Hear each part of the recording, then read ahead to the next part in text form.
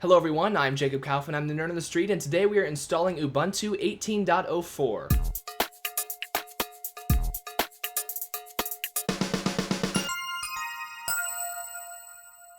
Okay everybody, so Ubuntu 18.04 came out today, April 26th, 2018. It was actually delayed for a couple of hours due to a last minute bug that was found, but it is out now, so I have downloaded it. As you may know, I run Arch Linux on my laptop, but I run Ubuntu on my desktop. I like to keep up with what Ubuntu is doing because it's the most popular Linux distribution out there. You probably already know that Ubuntu 18.04 is the first long-term support release to include GNOME instead of Unity, at least the first time in a few versions. And you probably also know that there have been a few other changes, like going back to X as the default display server. So instead of rehashing old things that you've already heard about, I'm just going to jump right in. We're going to cut to the desktop and install Ubuntu 18.04. Alright, and here we are on the desktop. I'm going to go ahead and turn my computer on. So we'll see my BIOS flash by here. You will have to look up how to boot your computer into a USB flash drive. That's going to vary based on your motherboard manufacturer. I've got a BIOS password here. I'll just enter that in, and as you can see, we are loading. It said ISO Linux. We are loading from the ISO that I loaded onto a flash drive. It always takes just a minute here. Actually, I think if you need accessibility options, you might be able to hit your keyboard back there to get into them. For now, though, we're just going to wait, and Ubuntu is loading. And after a couple moments here, we should get our options to either try or install Ubuntu. Alright, we have a mouse cursor. Okay, and here we are. So as you can see here, we've got an option to try Ubuntu or install Ubuntu. As you can see in the top right, I am plugged in with Ethernet, so my wired internet is already working. If you are on wireless, you might want to take a moment to connect now so that you can download updates while you're installing. But for now, we're going to leave the language on the default English, and we are just going to click install. If you do want to try it out first, you can boot into a live environment by clicking try. You can select your keyboard layout here. We'll leave ours on the default United States layout. And we are going to perform a normal installation. Now this is actually interesting. You can choose to have all of your default applications installed, and this is something that Ubuntu, this is one of the first value added things they were able to do, was pre-install a bunch of useful programs. But these days, people don't even like pre-installed programs all the time. So if you just want a basic web browser and basic utilities, but you don't necessarily need like LibreOffice and games and media players and things, because you're going to install your own later anyway probably, you can click a minimal installation. I'm going to leave mine on the normal just because I want to see what all is in it. Down here, like I said, if you're connected to the internet, you can go ahead and download updates while you're installing, which is great. We are also going to install third-party software for graphics, Wi-Fi hardware, and media formats is the big one for me. And we'll go ahead and click continue. At this point, it should be probing our hard drives within the system, and we should get our partition options next. Alright, and here we have the partition options. As you can see, Ubuntu detected that I had 17.10 installed on this machine before. It has given me the option to install 18.04 alongside 17.10, which is more useful if you've got more than one distro rather than just two different versions of the same distro. We're going to go ahead and just erase disk and install Ubuntu. Actually, no, we're not. Because what this would probably do is install either just to my SSD or just to my hard drive. What we're going to do is something else, and this will bring us to the partition editor here. And here we can specify exactly what we want to do. So as you can see, I've got a 500 gigabyte hard drive that I use for my home partition, and I've got a 256 gig SSD for my system, the operating system itself, and the operating system files. So we're going to select my SSD first, and we're going to change this to use it as an extended for journaling file system. We will format it, and we'll mount it at root. All right. And, okay, it's going to go ahead and do that first before we're done setting up our partition layout. It'll go ahead and format that one drive there. Some installers wait until you've specified everything and then they do it all at once. Ubuntu's looks like it'll format as you go. So we've done that, and then I'll also specify I want to use my hard drive, also an ext4 file system, and we're going to mount that at /home. All right. Awesome, and then the bootloader installation, if you want to change which drive you're installing your bootloader to, you can do that down here. I'm going to leave it on the default, and you probably should leave it on the default because the default bootloader installation device is usually going to be whatever is set as your first drive in your BIOS, which means that's what you're going to boot into automatically. Alright, so we'll go ahead and install now, and it's warning us. At this point, it already formatted our SSD, but it has not formatted our hard drive yet. we'll go ahead and click continue because I do want to proceed with that format. By the way, you might have noticed here I tried to drag this box out of the way to see what was behind it, and it's stuck to the window. This is kind of a silly design decision that GNOME made. I'll show you how to turn that off at the end of this video, along with one or two other tweaks maybe. We'll click continue. Alright, and now we can just go through our system, user setup, our preferences. So we've got our time zone automatically detected. We've got my name is Jacob Kaufman, and this is i7 workstation. You can put in your password, and we'll go ahead and require the password to log in. Continue. And at this point, we should get our slideshow. Here we go. So welcome to Ubuntu, it says, and this will just walk you through some things about Ubuntu. This is the new desktop background for 18.04. It's a pretty nice background. We're going to be stuck with this thing for a few years, so glad they picked something with a little bit of shape, of texture. They've got this little kind of bird thing here rather than just the normal colors. Oh, it's a beaver. It's not a bird, it's a beaver, because this version of Ubuntu is called Bionic Beaver. That's right. So we'll go through this slideshow here while we're copying files down here. You can see what it's doing if you really want to watch. But as you can see, the Ubuntu Software Center screenshot is now a GNOME Software Center screenshot. It's just GNOME software, and as they note here, you can also install snaps with that. Personally, I always end up falling back to Synaptic when I'm on Ubuntu or other Debian-based distributions, but if you want to use GNOME software, it's there for you. And we've got Rhythmbox Music Player included by default. Pretty standard. We've got Shotwell Photo Manager included by default. Interesting that they say PTV Video Editor as supported software when PTV is having pretty slow development right now. Personally, I use Kdenlive for all of my videos. I understand why they don't include that here, sort of, because Kdenlive is a KDE project, and this is Ubuntu with GNOME. But I would have expected them to put OpenShot or something under their recommended software instead of PTV. Not that it actually matters, it's not even installed by default, but just thought I'd mention that is strange. Firefox web browser is included by default. This is the old Firefox icon. As you can see, this is the new icon, so they should really update the icon over here so it matches this one. Chromium is also installed by default. I think that's the old Chromium icon as well. Not the oldest one, but that looks a little less flat than the current one. And then Flash is also, they say Flash is supported, although I don't think Chromium supports Flash anymore. Maybe it's Java they don't support anymore. I don't know. If you need Flash, they say you can get Flash. And we've got LibreOffice, of course, standard. Yep, you can change your desktop background, one of the last things you can still change in GNOME. And here's some links to help and support. These are actually links that you can click. If I actually click on one of these, it might open up. Yep, it opens up Firefox right here in our live installer. While it's still installing, mind you, and you can start browsing the web and looking through Ubuntu documentation. As you can see, the 18.04 documentation is right here. Getting started with GNOME, introduction to GNOME.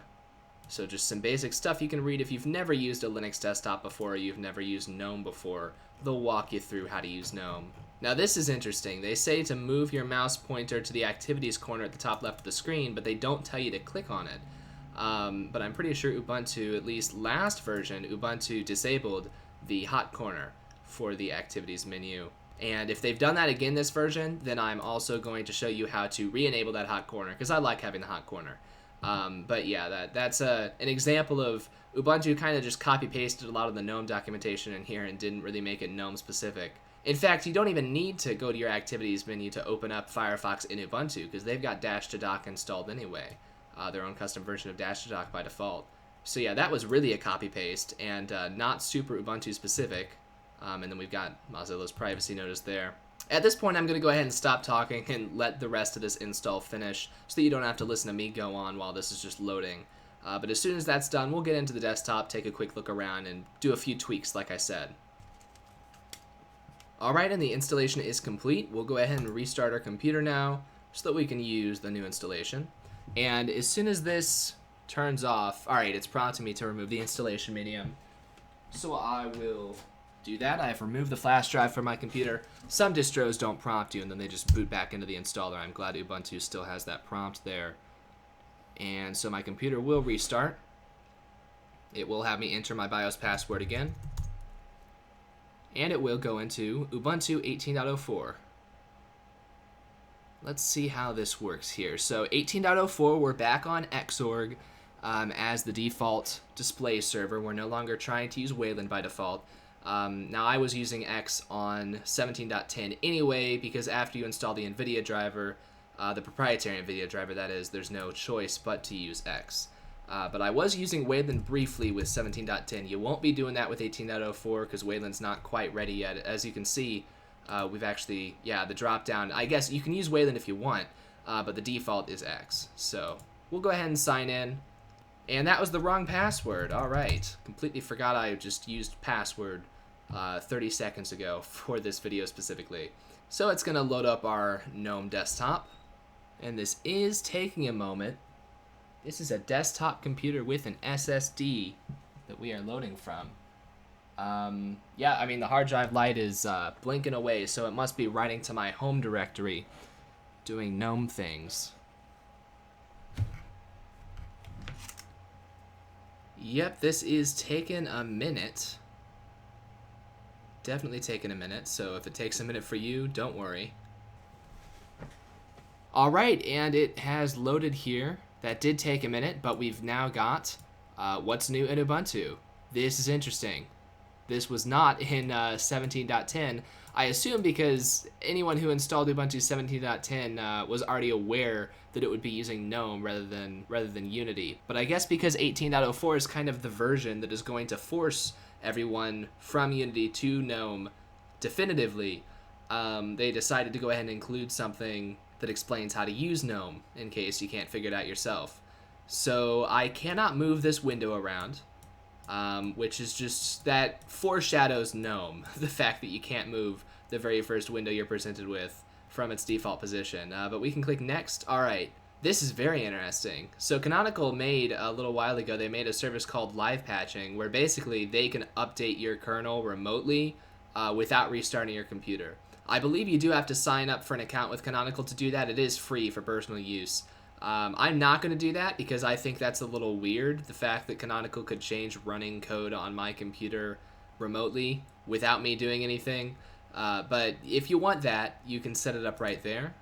You can choose to report your hardware statistics, things like computer model, what software is installed, and the approximate location you choose. You know what? Sure. I'll go ahead and do it. I normally don't do that sort of thing. Let's see what this first report would be. Just opens up in gedit, it looks like, or a stripped down version of gedit. So version, my motherboard, CPU family, architecture, RAM amount, partitions, screen size. See, like, some of this isn't really accurate because I'm using a capture card right now. My actual screen size is 4K. Desktop is GNOME, yeah.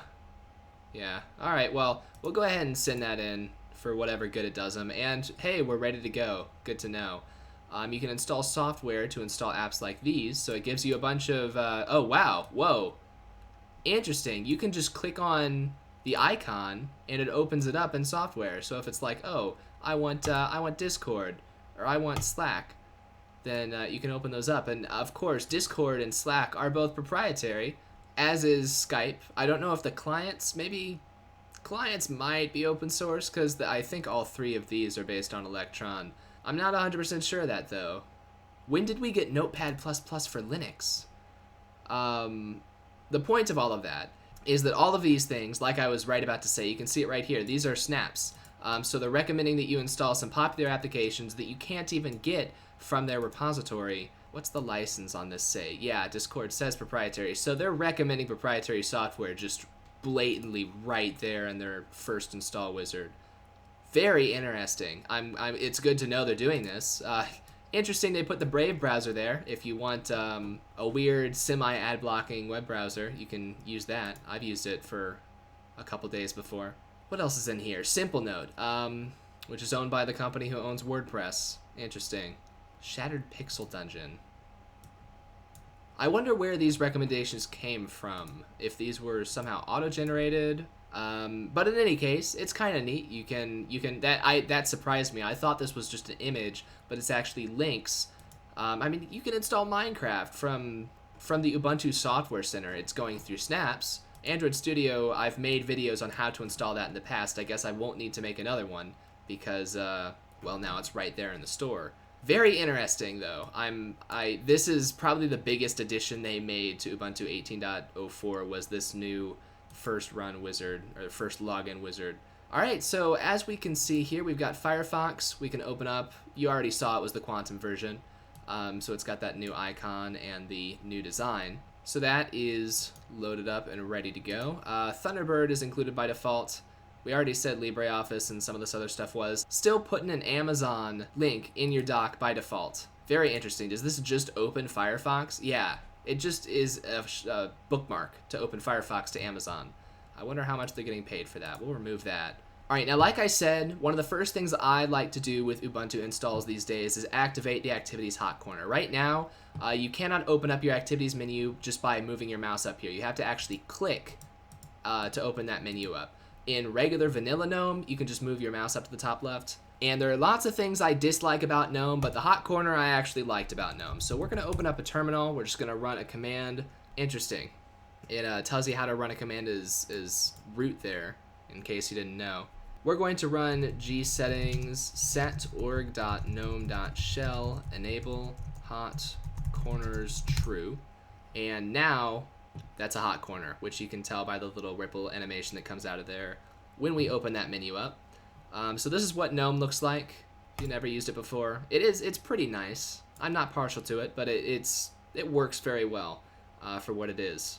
Now you may have noticed before, or like I mentioned before, by default, dialog boxes are locked to the windows that they come from. So like this dialog box here, if I wanted to see what was behind this Welcome to Thunderbird box, there's no way I can see what's behind that without closing it by default in GNOME. So let's go ahead and fix that. Is the GNOME tweak tool included by default? Does not look like it is, which is interesting because the GNOME folks really, some of them at least, claim that the tweak tool is an official part of GNOME, but it does not ship with Ubuntu, so I will maintain that any features within the GNOME tweak tool are not actually features of GNOME, because you can't use them in Ubuntu without installing additional software. But we'll go ahead and search for the tweak tool in here. I'm sorry, it's called GNOME Tweaks now, rather than the tweak tool. But if you want to tweak your desktop a little bit for things like this, like making it so you can move one window without moving the window behind it, you can install GNOME Tweaks, and we'll open that up. And there's all kinds of things you can set in here. You can change your theme, you can change some things. We are going to go through to Windows, and Attach Model Dialogues is the setting we want to turn off. Now you can see I can move this box around without it moving this box around, which is the way that dialog boxes have functioned for many years, and you might like to be able to do that. So that's how you do that.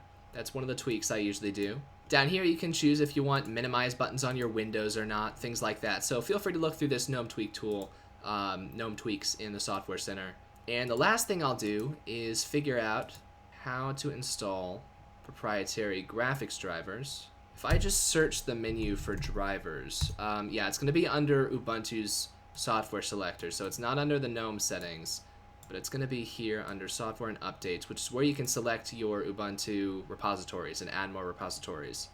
But under Additional Drivers, we can search for available drivers, and it's found that I'm using a GTX 650 Ti Boost. Right now we're using NoView. NoView does not usually work very well with my 650 Ti Boost, so we are going to select, this is a little different. Alright, so we've got a binary driver we can download from NVIDIA, the 340 version. The current version is 390. This is the first time I've seen them use a meta package. My understanding is that it's always been sort of a meta package. You've always downloaded the proprietary driver directly from NVIDIA, was how I thought it worked. But if you want the proprietary NVIDIA driver, which unfortunately you'll probably need it for good performance with an NVIDIA card, you can select one there, click Apply Changes, type in our password, and it'll download it and install it for you. Reboot your computer, you'll be good to go. And that's everything that I'm going to touch right now in Ubuntu. If you do want to know how to use anything else, feel free to ask down in the comments below. And before I go today, I did want to mention, historically my Ubuntu installation videos have brought in a lot of viewers from outside the channel. So if this is the first Nerd of the Street video you've seen, please check the channel out. Go to nerdonthestreet.com. I've got hundreds of videos about Linux and open source software. Watch the channel trailer on my YouTube page if you want to learn more about this channel. And like I said, if you do have any questions, feel free to ask either in the comments section below or on the forums I've got over at nerdonthestreet.com. I've helped people out over there as well. So I hope this was helpful to somebody out there, and have fun playing with Ubuntu. For now, that's all I've got for you. So I'm Jacob Kaufman with Nerd on the Street, and I'll see you guys later. Bye.